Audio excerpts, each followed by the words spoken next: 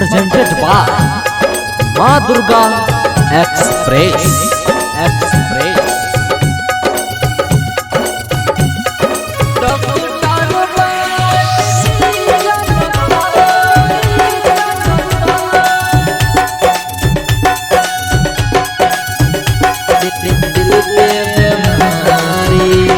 रे डॉक्टर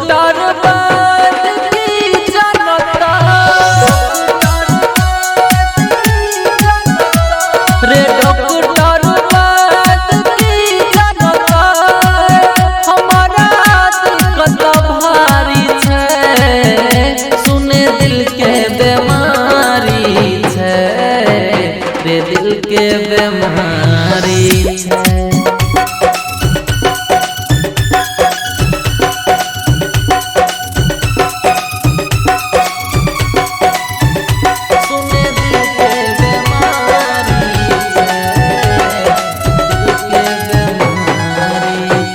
बिना मतलब से हमरा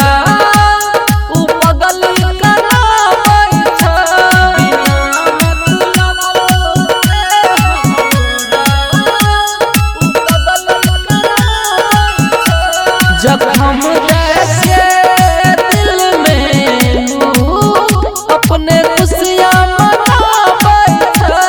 जख्म देके दिल में अपने खुशियाँ मनाबै छै रे, खुशियाँ मनाबै छै रे। डॉक्टर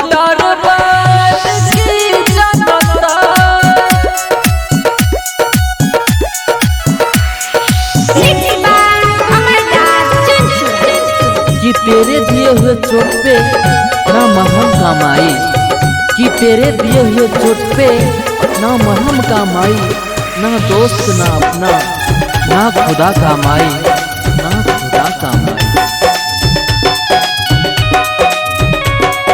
दिल के बीमारी रे ओ करना दिल से सुने किया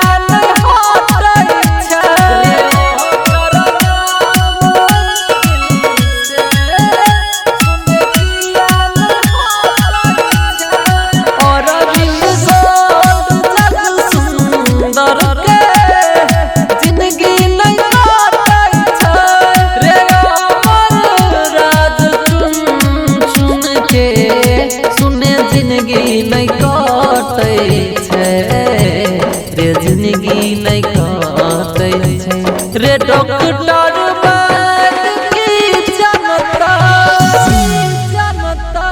माँ दुर्गा एक्सप्रेस के शानदार प्रस्तुति।